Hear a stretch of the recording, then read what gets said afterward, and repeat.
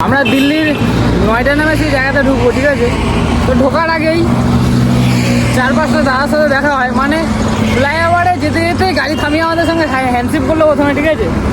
আজ অনেক দিন পর চিকেন এই মাত্র বানালো এনে আমাদের জন্য 1/2 কিলো রুটি আর চিকেন হবে। গঙ্গা নদীর ওপর দিয়ে আমরা ক্রস করছি এখন। Good morning everyone, welcome back. তোমাদের সকলকে স্বাগত একটা নতুন ব্লগে। আজ হলো ডে 15 আমাদের লাদাখ ট্যুরের। তো আমরা আছি জোনাবে নামে একটা জায়গায়, ঠিক আছে? তো আমাদের এখান থেকে Delhi approx 150 kilometre. New Delhi Delhi দেখাচ্ছে 178। তো এবার আমরা 20 কিলোমিটার আগে স্টে করবো, কারণ আমাদের একটু সেফলি থাকতে হবে, ঠিক আছে? তো এখানে ব্যাকপ্যাক সবার রেডি। সঞ্জয় বেরোলো, সঞ্জয়, গৌতম আরও। তো আগে যাই এখান থেকে 150 কিলোমিটার মারা পরে আমরা 20 কিলোমিটার পেছনে থাকবো, কারণ তারপরের দিন সকালে গিয়ে আমরা রুম ভাড়া করে 1 নাইট স্টে করে কিছু কেনারও আছে আমাদের, মাইনাসের জ্যাকেট প্লাস সাইকেলের সার্ভিসও করাতে হবে। তো সেই হিসেবে আমাদেরকে আজকে কিলোমিটারটা কভার করতে হবে। চলো ওয়ারের জলটা মিলিয়ে এখান থেকে বেরিয়ে পড়ি। আজকে ডে 15 আমার মনে হচ্ছে আমার সামনের চাকাটা হালকা পাংচার হয়েছে, কারণ কাল সারাদিন যে পাম্পটা আমরা মেরেছিলাম ওটার থেকে আজকে একটু সকালে দেখছি কম ছিল। তো এখনই হাওয়াটা মারলাম, তো দেখছি পরে থাকছে কি না। আপাতত ঠিকই আছে, যদি পাংচার হয়ে থাকে তাহলে তো ঠিক করতে হবেই। ওখানে সঞ্জয়ের সাথে পেট্রোল পাম্পে দাদারা কথা বলছে। हेलो ब्लॉगर, आ जाओ, जल्दी निकलना है, धूप आ गया।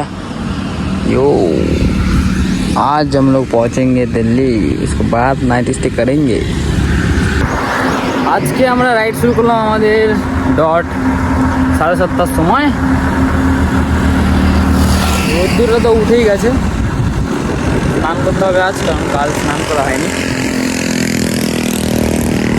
এই দেখো আমরা এখন যে এরিয়া দিয়ে যাচ্ছি, এরিয়াটার ডান দিকে ভুট্টা ক্ষেত, বাঁ দিকে ভুট্টা ক্ষেত।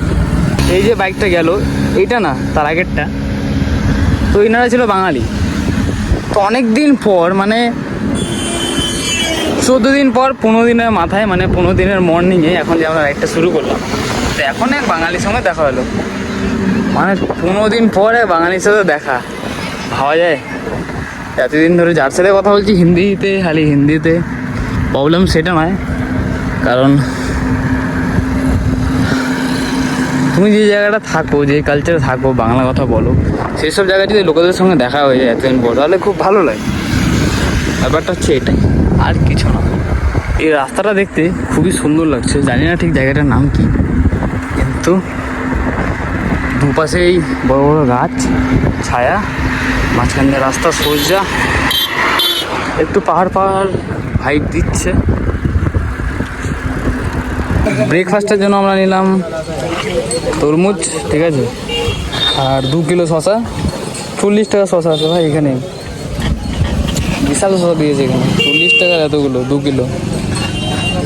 মানে আজকে দুপুরে পুরো পেট ভরে যাবে।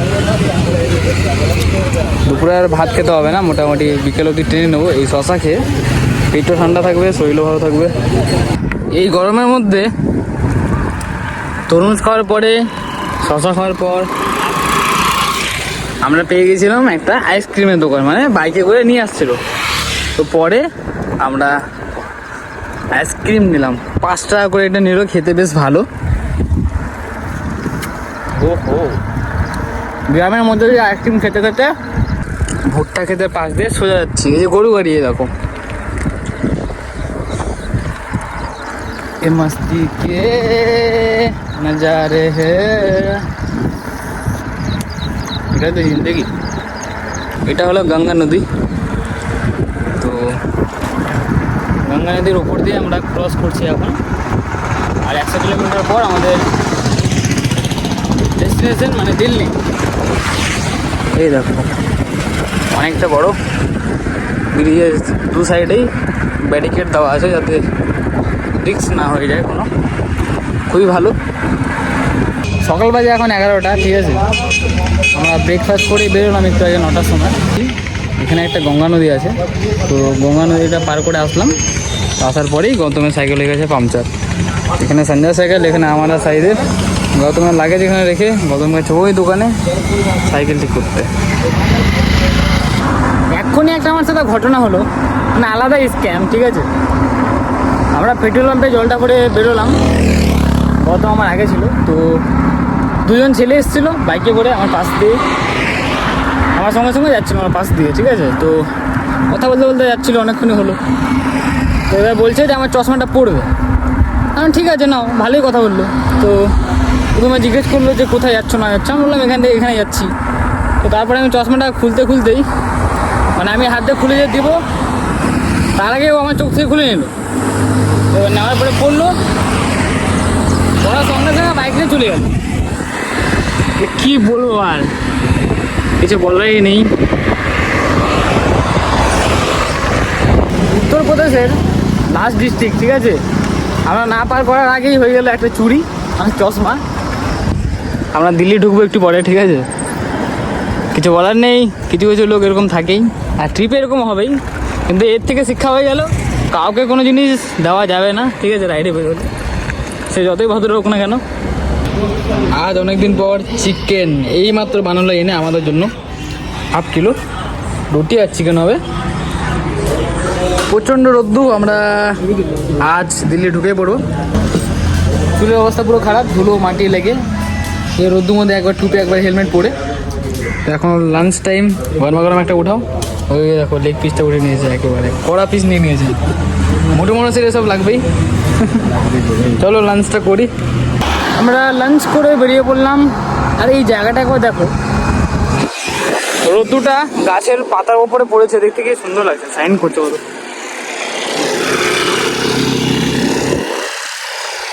ভালো লাগছে দেখতে।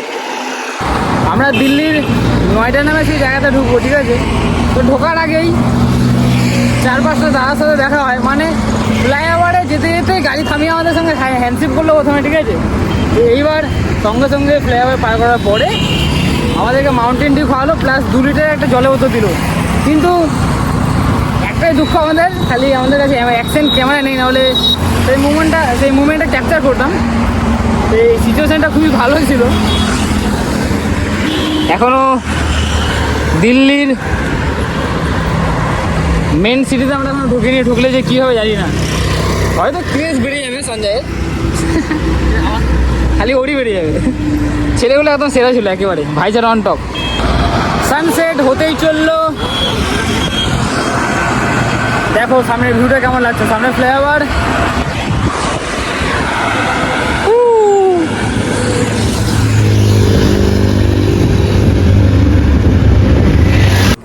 আজ ছিল আমাদের লাদাখ ট্যুরের ডে 15, ঠিক আছে।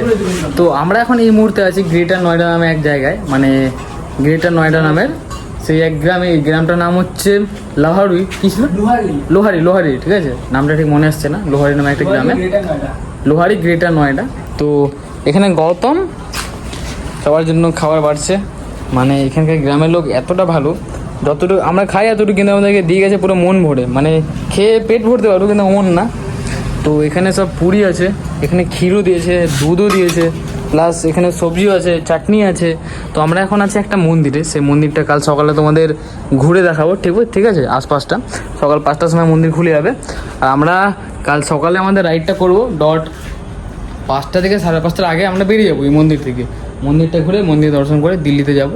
আমরা ওখানে গিয়ে রুম নেবো একটা, তারপর সাইকেল সার্ভিসিং, আর প্লাস সঙ্গে থাকবে আমাদের মাইনাসের জ্যাকেট। তো সেটা নেওয়ার পর আমরা পরশু লাদাখের জার্নি স্টার্ট করব। মানে আমাদের পরশু দিন থেকে শুরু হবে আমাদের লাদাখ জার্নির আসল ট্রিপ। এতদিন শুধু বিহার আর ইপুতেই ছিলাম, খালি রাস্তা, গাছপালা আর রোদ্দু। দিল্লির পর থেকে হবে আসল খেলা, আসল অ্যাডভেঞ্চার। তো এখানে স্টে করার জন্য আজ রাত্রে ঘুমাবে গৌতম আর সাহিদ এর ভেতরে। তো আমি আর সঞ্জয় ঘুমাবো এখানে, ঠিক আছে, ফ্যানের নিচে। পুরো আজ খোলামেলা জায়গা, ফোন টোন এখানে চার্জ হচ্ছে, সব ভিতরে ঢুকিয়ে দেবো। বাকি আমাদের লাগেজ সব একটা রুমের ভেতরে রেখেছি, আজ পুরো সেফ। আজকের দিনটা বেশ ভালোই গেল, মানে নাইট স্টেটা খুবই ভালো, এখানকার লোকজন খুবই ভালো। দেখা হচ্ছে কাল, চলো টাটা, খতম।